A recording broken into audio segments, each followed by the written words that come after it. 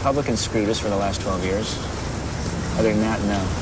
It's unfortunate that Clinton cannot address publicly how screwed up of a situation he's... Can you say on Canadian TV? You can say it as many times Thank as you you. want. It'll come across like a beep, but... That's okay. I mean, Clinton cannot really publicly comment on how up of a situation he stepped into and how compromising it is anyway to be president, much less after 12 years of really the most corrupt, high-end government this country has seen, certainly in my lifetime, and probably in many, many decades. We are four people who very early on decided that we would own our own masters, and we would split our royalties and songwriting credits equally. We were all for one and one for all. I want to talk about my 16th birthday and the York's CD player with dual cassette that I received.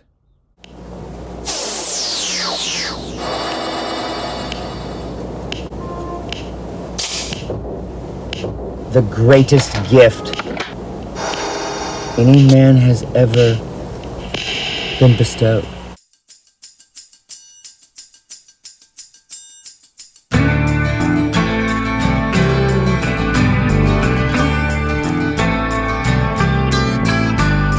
Try not to breathe. They became like big brothers, and as survivors, there was a lot they could teach us.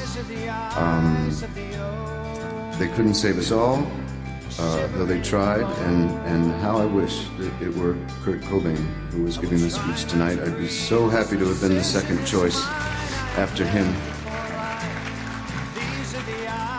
But what I'm saying is, no matter what we can give them back in the form of this honor, we'll never match what they've given to us. And this is not even mentioning social causes and activism, which should not be a postscript. It's they've taught us a lot about that as well.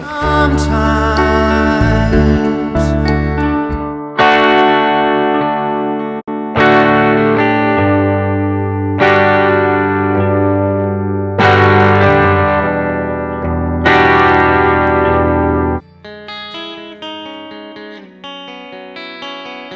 R.E.M. is very unique because they've never really done anything other than follow their own instincts. And in particular, this album was pretty much the opposite of what people expected from them. Like this VCR with remote, just 144. CDs. This is 1,000 years ago.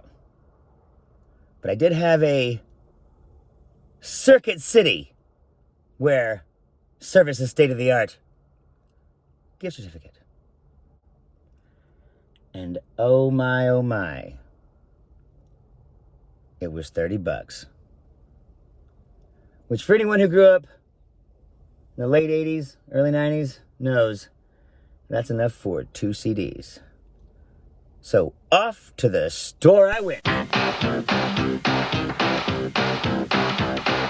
Push it, click it, press it, click it, tune it in, turn it on. This is what you watch it on. Any way you work it, integrate your circuit at the city.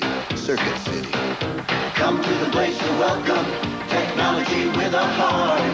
Welcome to Circuit City, where service is state of the art.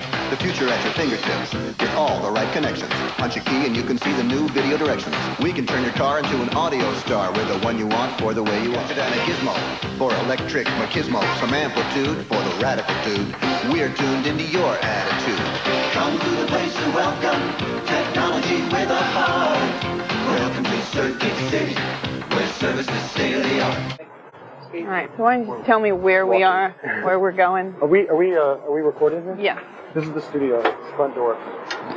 We're going in. It's a no smoking building. Come on in. Check Well, I have the right to start TV, right? You're rolling? Ready? We roll. 1, 2, 1,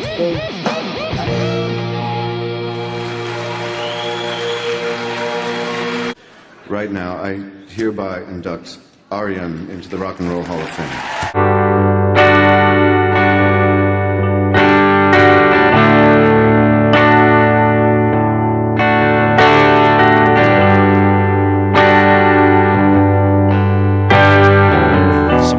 Kind of fairly complete sounding songs. Some would just be a little weird. ideas that we had.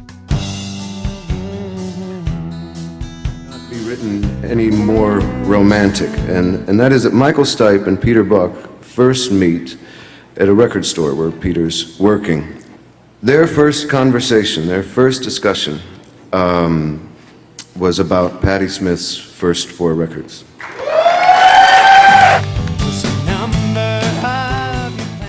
We've always felt that if the demo was good and you could use it, you should, because it probably captured an essence that was hard to get later.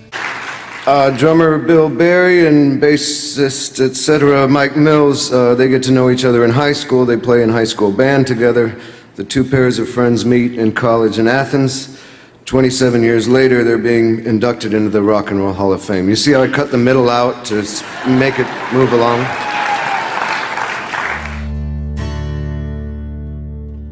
I do remember that Find the River was, I think most of the track that's on the record was a demo. I am our worst critic. But there are a couple of things I need to address, and the hardest one being Michael Stipe. And how do you explain the dialogue between Michael and the listener? A dialogue that grew up, and we grew up with it.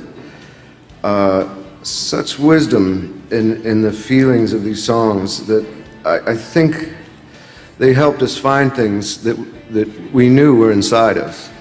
And I think they helped us find things that we didn't know we had inside us. And I can say that personally, there are things that I hold and feel very deeply about inside here that Michael Stipe put in there himself. This all happens without ever being able to understand a thing he was saying.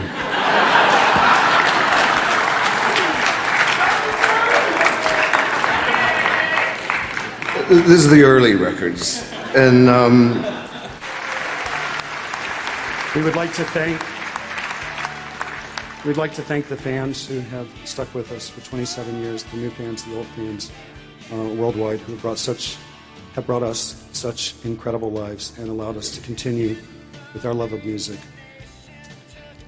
I would like to personally thank Peter, Mike, and Bill for providing me the least likely candidate to have a place in the Rock and Roll Hall of Fame with a gang, who not only accepted me at face value in 1979, but allowed a frankly fantastical teenage dream to become an adult and lifetime reality. Thank you, guys. And it's up in a place that's really out of my range, but I was able to kind of hit the note.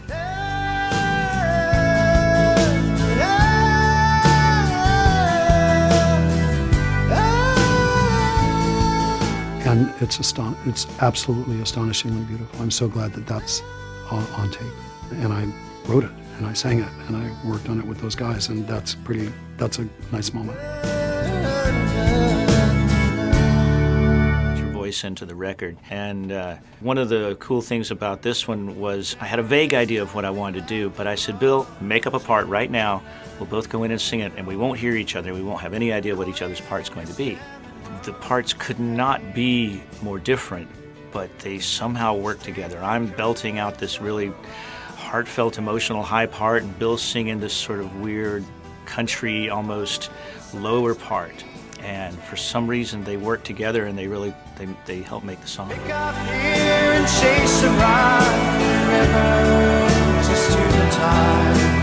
All of this is coming your way. I knew what I was getting. There could only be one choice. I needed the energy to be right. I needed the moment to be right. Isolation boosts are not good for that. Maybe you rock around the clock, tip and talk and tip and talk. I remember we recorded Drive after Fat Tuesday and Mardi Gras. Some of us had been out way later than midnight that night. And I remember the band being spread out. I ended up having Peter play guitar outside of the house on a patio. Where are you? Nobody tells you what to do.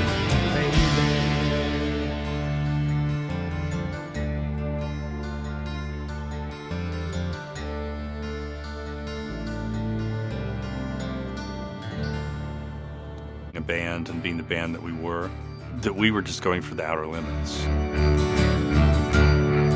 This record was just kind of catching the band at the right time, putting things out into the world at the right time. We did not have the pressure of having to write songs that we could tour with, and Peter was tired of being a rock star. Our previous record sold 10 million copies, so somebody must be waiting for this thing. But I certainly felt as detached from the world of rock and roll as I ever have, and it just felt like we were working in a complete vacuum. The songs came together. Michael's lyrics came together. The production and the sound and the overdubs and everything we were doing all seemed right for this record. And you know, there wasn't another record that year that sounded like that record, which I think is a good thing.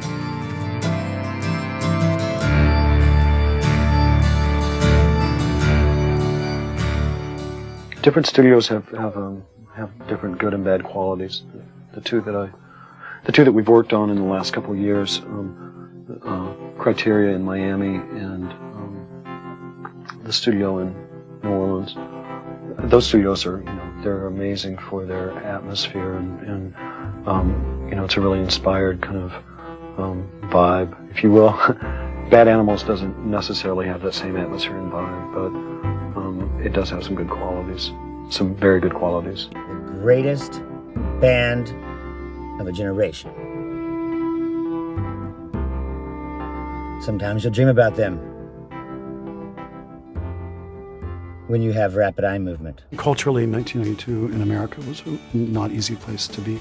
We had been through 12 years of politically the darkest era America had ever seen, with Reagan and Bush and with AIDS. And I think the record was, in a way, a response to that. And I wound up writing a song and a song and a song and a record about death and about loss and about transition, the biggest transition that we all know.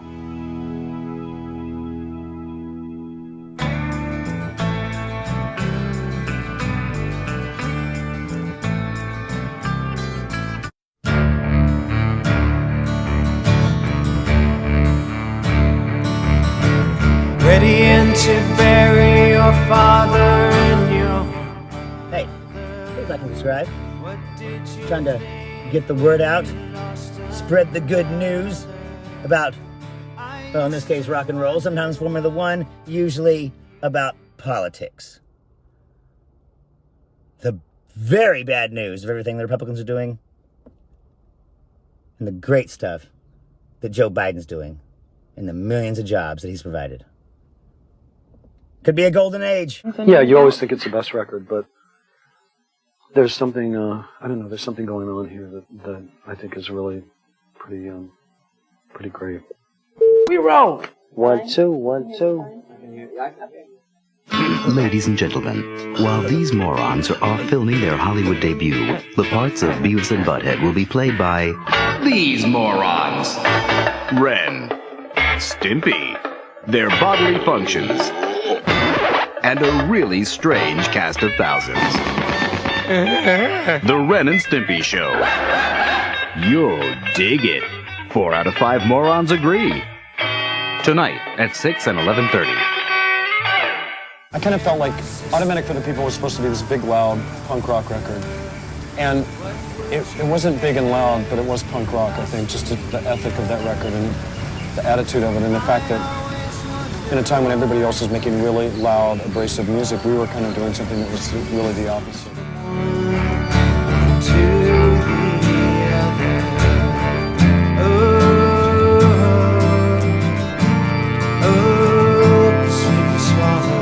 Los Angeles. I love Los Angeles. What do you love about Los Angeles? Invisible telephones. The sun. Yeah. How genuine the people are. I played this album for hours and hours and hours, over and over again. I don't know every word. I know every stroke of the guitar pick, every twiddle of the drumstick.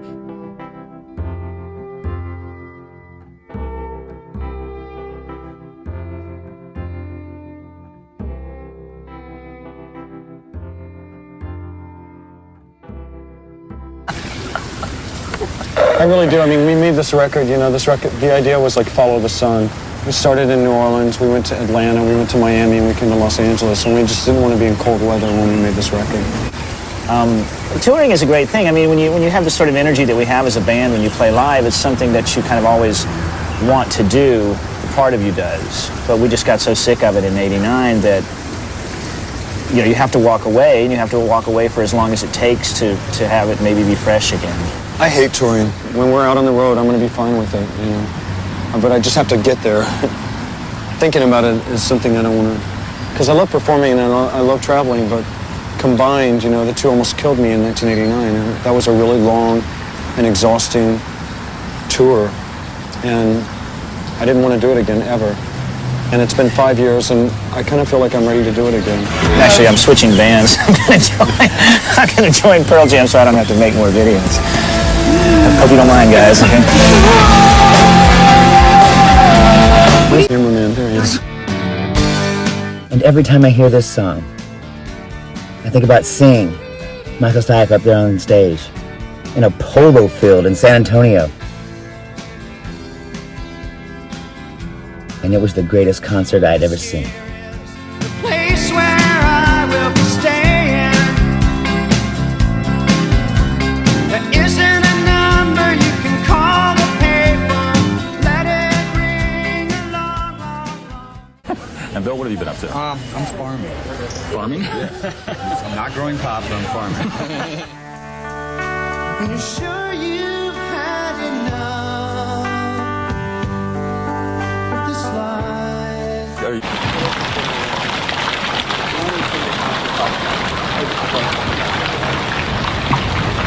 This is the latest toy. Have you seen one of these? Oh, yeah. So you can always have... Eddie Vedder's got one of those. Yeah? Yeah. This is smaller. Yeah, we carry a big camera. Can I see it? Yeah. There's also, there's this. You can, okay, grab it. I'm just going to show you this still. This still.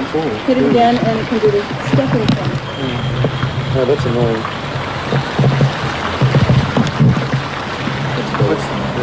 Whoops. The last time we were together, we were playing with Hayek. Really deep. Here we go, and... Very nice. Just for that, you get this. Speed, sound. The world is collapsing around our ears. I turned up the radio, but I can't hear it. After the Green World Tour, you know, Peter didn't even want to look at an electric guitar, much less play one. Like with most efforts, we don't really pick a conceptual road that we want to take. We kind of know what we want to avoid. And that's the only thing we knew going into the songwriting process for this record. We wanted to avoid the guitar, pretty much.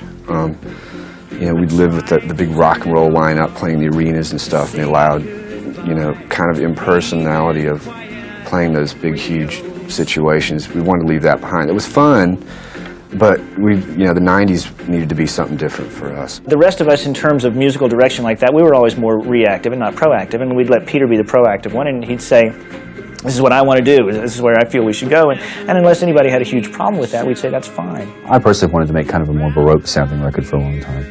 I turned up the radio, but I can't hear it.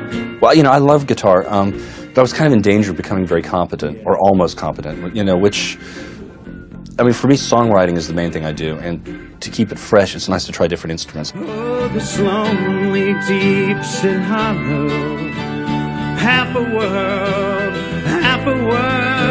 away. For me, the mandolin was kind of a shortcut to stupidity again.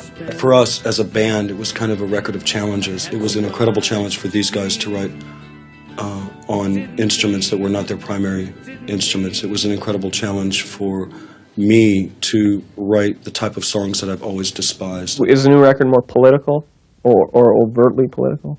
No politics. Mm-hmm. Mm-hmm. Is that a conscious effort this time, or Yep. Why? I felt like it. Mm-hmm. It's all love songs.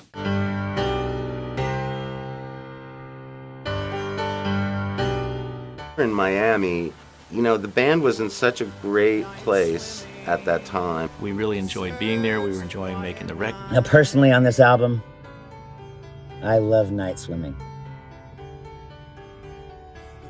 But it's a personal preference. And while we're in Miami, I met Jimmy Page. Everything R.E.M. ever did was amazing. And I fear The night swimming on the Layla piano. that our 15 albums in our short time together is all that we're gonna have. But we need to start a movement. If ever there was a band that needs to have a nostalgia tour, it's R.E.M. It's one of my favorite songs that we ever wrote. I thought you knew me, this one laughing quietly underneath my breath, night swimming.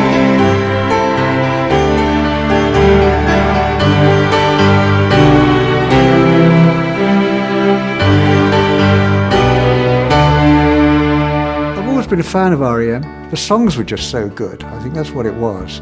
And so, yeah, I jumped at the chance when they said, do you want to arrange for them? Sure.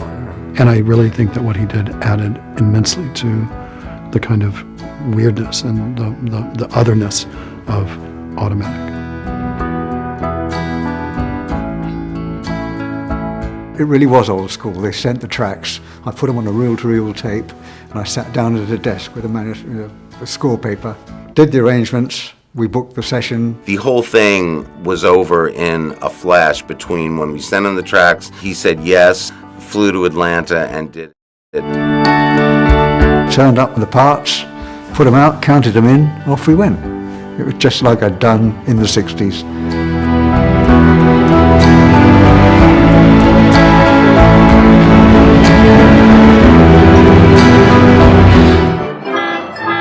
Wow. How you doing, guys?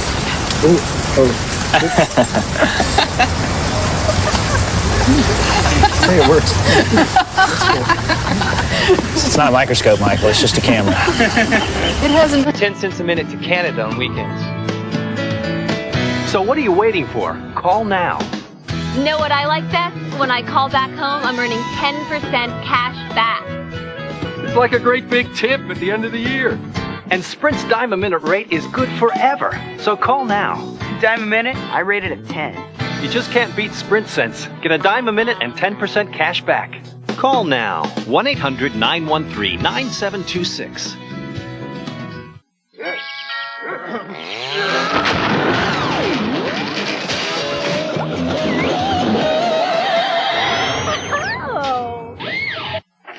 This is a double shot short soy cap. You have to say short in Seattle. Check. Well, I have my time in TV, right? You're rolling? Ready? You have a list of questions? We roll. It's really easy to register to vote. I think it's really important. I think the thing in the greatest jeopardy right now is a woman's reproductive freedom. I mean, vote for whoever you want to. I don't care, but it just seems really weird that we're going to spend more on bombs and less on children. And with us right now, the band is looking both ways before they cross the street. R.E.M., how are you guys doing? Hey, Tabitha, we're doing good. Michael, you're the most recent surgery victim. How you feeling? You want to see it? Yeah. I can show it to Show you. me, baby. You got your ID bracelet on still? Yeah. Get a close-up, guys. Magnifier when you That's a good thing. What do we got going there? Wait, is this my future? Do you want to see Michael's... Is that going down to film? That'll be fun. And even though these are songs with strings on them, they still sound like a rock band making the record, and that's a pretty thin wire to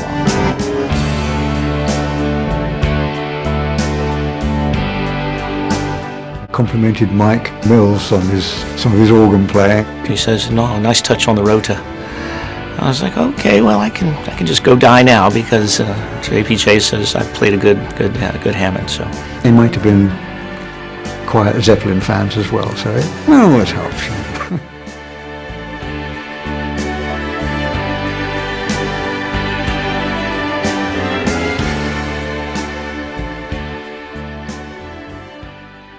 Oh, what I would give to hear them play.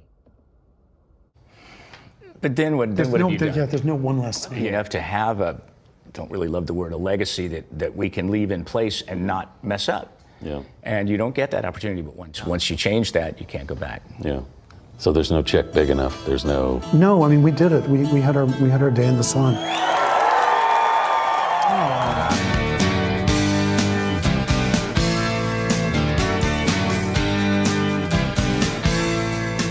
There was a point where someone said, this album is too slow and we need some faster songs on it. My worry was that there wasn't enough up-tempo stuff on it. I worried about that till after the record came out. I thought it was a terrible idea, and the songs that came out of it, I'm not, they're not my favorites. I mean, but having heard The Sidewinder Sleeps Tonight 2 weeks ago, I wake up every fucking morning singing it. It's the catchiest thing on earth, and it drives me crazy. So, there it is. You guys are ridiculous. You don't know what the hell you're talking about.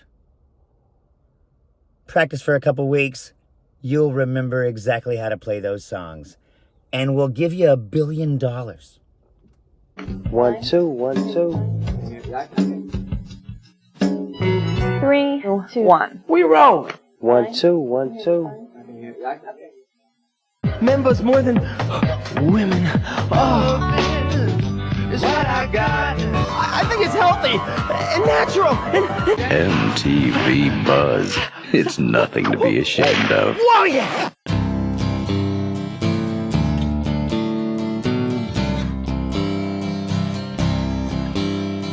At this point in the record, Peter had moved to Seattle, basically. It was his home, and he bought a house.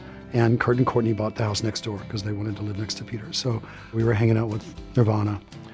Kurt had written all these songs with all these yes in it. And I wanted to one-up him. I wanted to write a song with more yes in it than he had. And I did. And that was Man on the Moon. I put on a Walkman, and I walked around downtown Seattle until I had a lyric. And that's how it happened. I just walked in circles, I'll never forget, clockwise around downtown Seattle.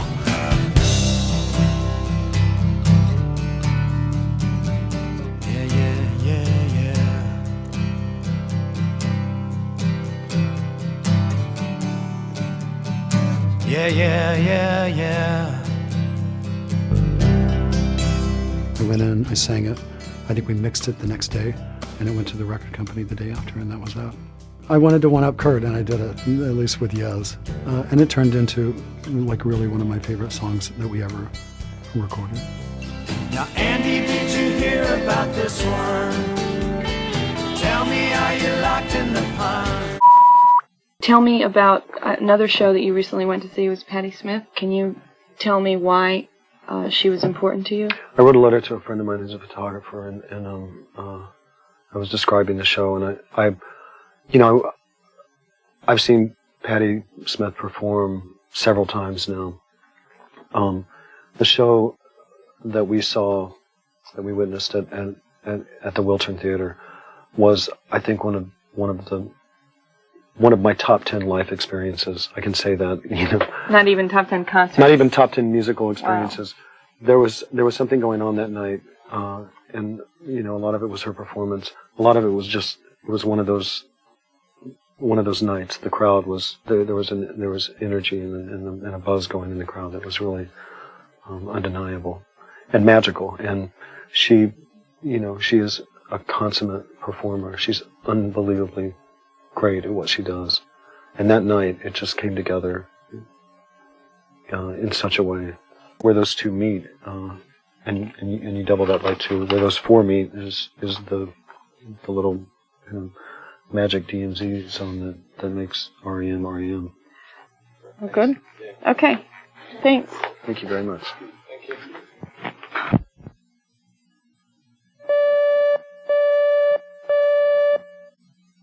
You don't even have to write anything new. Was just a dream, that's me in the corner. The four original members of R.E.M. had not played together publicly since 2007. Play semi-passable versions of those. And of this? And dude, we will buy tickets. Hell, we'll do anything. They're so common. There's so many love songs. They're so poorly written. So, of course, the one biggest challenge as a lyricist that I could bring onto myself would be to write a body of love songs that were intelligent, quote unquote, that were not stupid.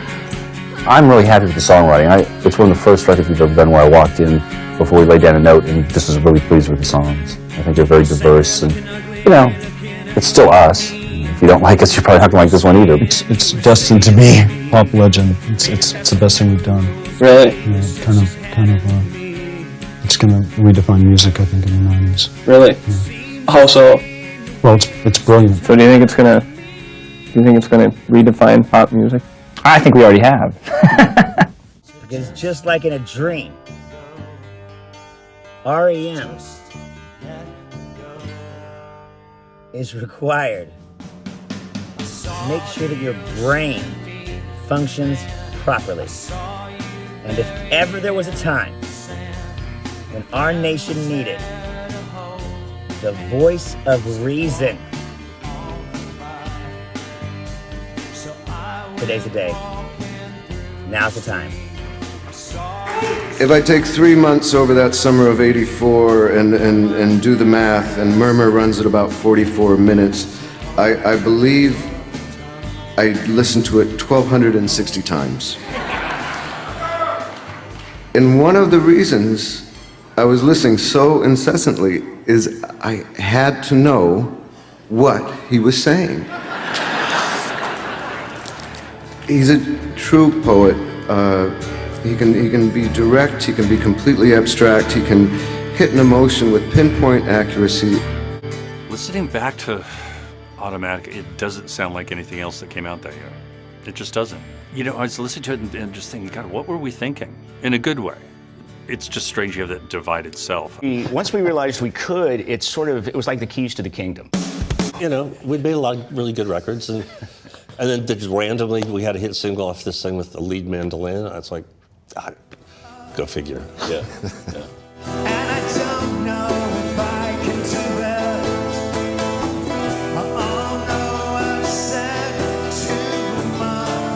R.E.M's reunion was a brief one, and the band says don't expect another. I just don't know what I'd be trying to accomplish if we got back together. Yeah. And R.E.M. knows it. Well, at least one of them does. Bring it back, guys. Come on, man.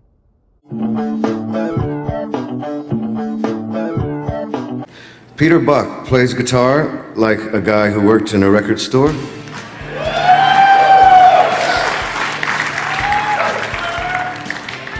And when I say that, I say that it's not necessarily derivative of all this music that he knows, his guitar playing. He knows this music so well, but it's more of a thing where he plays through the holes and invents things and hits spots that have yet to be covered. And for the love of God, please subscribe.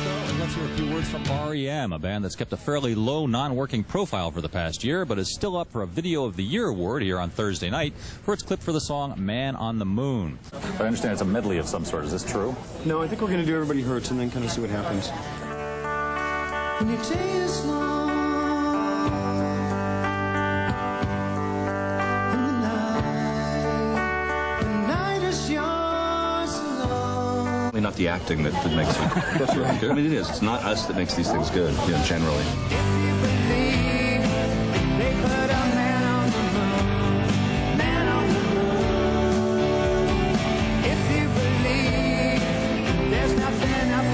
And if you don't have this album, your collection is not complete.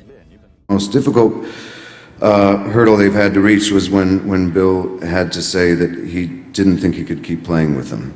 And he did it, when he did it, he said, but I need to know that you will continue. And in his own words, he said, I can't be the schmuck who broke up R.E.M.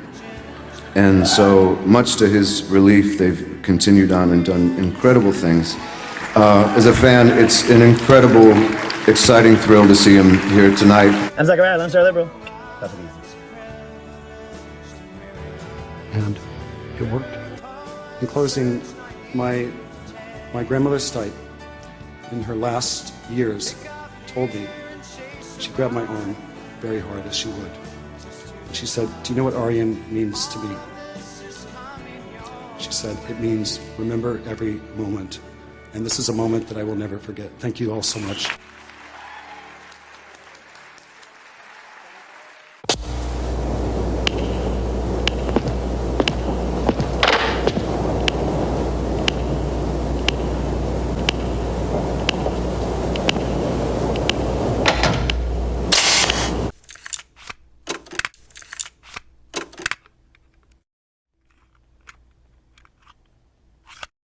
Come on, come on, come on, come on, come on, come on, come on, come on. Don't negotiate, let's investigate, we'll accelerate.